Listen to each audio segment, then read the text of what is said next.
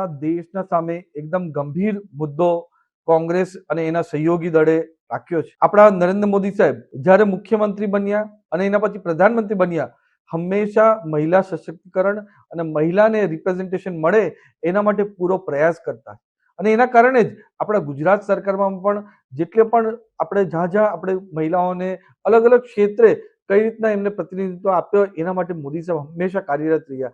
અને એના પછી ખાસ કરીને મોદી સાહેબ પ્રધાનમંત્રી બન્યા અને દેશમાં આપણા સંસદની અંદર અને વિધાનસભાની અંદર 33% મહિલાઓને અનામત મળે અને 33% સાંસદો અને 33% દરેક રાજ્યોની અંદર ધારાસભ્ય આપણા મહિલા વર્ગ બને એના માટે મોદી સાહેબે પૂરતો પ્રયાસ કર્યો।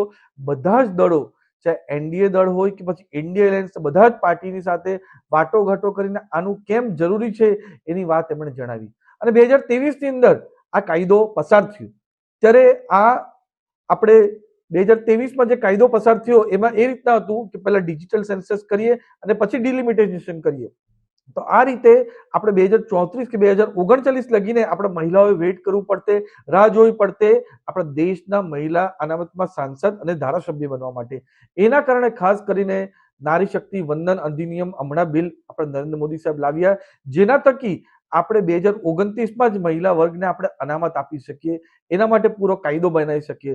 પણ જ્યારે આ બિલ આપણે લોકોની સામે લાવ્યા, સંસદમાં લાવ્યા, ત્યારે કોંગ્રેસ અને એના વિપક્ષી દળોએ આનો પૂરજોશ વિરોધ કર્યો અને આ બિલ પાસ થવા દીધી નહીં। અને આ એક વસ્તુ નક્કી થઈ ગઈ કે કોંગ્રેસ અને વિપક્ષ પૂરેપૂરી રીતે મહિલાઓનો વિરોધી છે।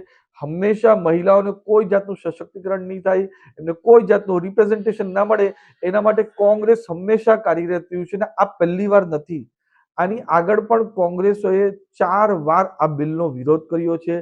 1996 થી લઈને 2026 એટલે 30 વર્ષમાં 4 વાર આ બિલનો અલગ અલગ સમયે વિરોધ કર્યો અને આ 5મી વાર। એટલે એ સમજાઈ ગયું કે કોંગ્રેસ વાળા કોઈ પણ દિવસ આપણા મહિલાઓને લોકસભાની અંદર અને વિધાનસભાની અંદર આવું રિપ્રેઝેન્ટેશન મળે એના માટે કોઈ એમની માનસિકતા નથી, અને મહિલાઓ ઘરે જ બેસે એ રીતની માનસિકતા કોંગ્રેસની છે। અને એટલું જ નહીં, કોંગ્રેસ હોય કે સપા હોય કે પછી એમના ટીએમસી હોય કે આરજેડી હોય, હંમેશા મહિલા વિરુદ્ધ અને અભદ્ર ટિપ્પણીઓ એ લોકસભાની અંદર પણ કરે છે અને એમના રાજ્યોમાં પણ કરે છે। એ બતાવે છે કે એમની એન્ટી ફિમેલ કેટલી માનસિકતા છે, અને એના કારણે જ આ બિલનો વિરોધ કર્યો। આપણા મોદી સાહેબ તો ઈચ્છી રહ્યા હતા કે 33% મહિલાઓને અનામત મળે, અને આપણા મહિલાઓ જે દરેક આજે વિસ્તારની અંદર દરેક ક્ષેત્રની અંદર પોતાનું નામ મેળવે છે।